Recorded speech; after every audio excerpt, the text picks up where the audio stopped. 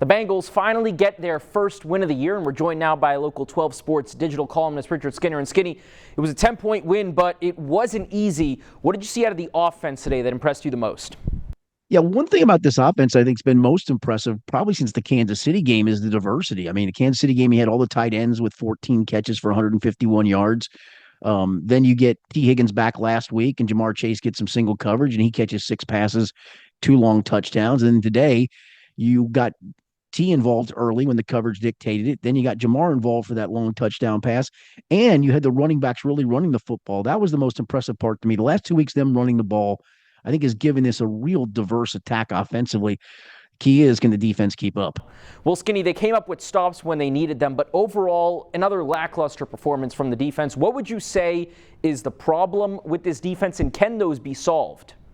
Yeah, I want to say it's injury related, right? I mean, you're missing Sheldon Rankins, you're missing BJ Hill, Sam Hubbard's playing kind of compromised physically with the hamstring from training camp. Trey Hendrickson went out today. Jermaine Pratt went out for a couple plays today. Mike Hilton went out for a play today. But I don't think it's quite that easy. I mean, the consistency of play at cornerback has just not been there. Cam Taylor-Britt got off to a great start first 2 games. I mean, he was Pro Football Focus's top-rated corner. He got benched today. I mean, he got benched for DJ Turner. Now, the good part was DJ played well. So it does give you options if things aren't going well, and maybe you play the hot hand. But I do think, Miles Murphy's coming back soon. I would think that BJ comes back before Sheldon, but, you get one of those 2 guys back. I think that'll help the defense. But, man, right now, they were ripe to get beat today, too, without a couple big plays, the goal line stand, and then Von Bell's interception. Well, Skinny, it was a rough day for Cam Taylor-Britt. We actually saw him get held out of a drive early in the game. We've seen him make plays throughout the season, but he's just struggling as of late. What do you think is the problem there? I don't know what's wrong with him. I don't. I mean, is it injury related? It looked like it today. He had a hard time pressing Deontay Johnson, who seemed to get every free release known to mankind. And when he did, that kid can run, and Andy Dalton can still sling it to open receivers, and he did. Is it, the talking get out of control, the week of the Kansas City game where he took a shot at Xavier Worthy. He actually played well against Xavier Worthy in that game, but then talked about the college offense, and a lot was made of that. But right or wrong, it's still something you probably shouldn't say. Is he looking and going, why is everybody picking on me by running my mouth?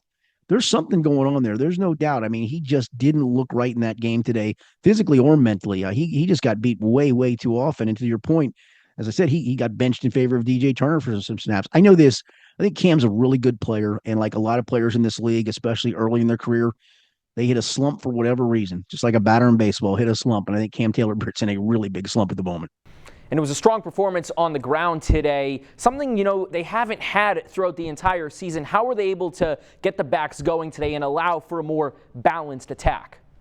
Yeah, that was the question about, when Joe Mixon left, how are you going to replace him on the ground? And Joe didn't have a great year last year. I know some think he did because he had a 1,000-yard season, which doesn't mean much in this league anymore. But I still go back to the Brian Callahan quote to us about midseason where he said about the run game, we get what's blocked and not much more. And these guys, though, they make people miss. They run through tackles. There were about 2 or 3 runs. Chase Brown was a missed shoestring tackle away from turning an 8-yard gain into a 60-yard run plus.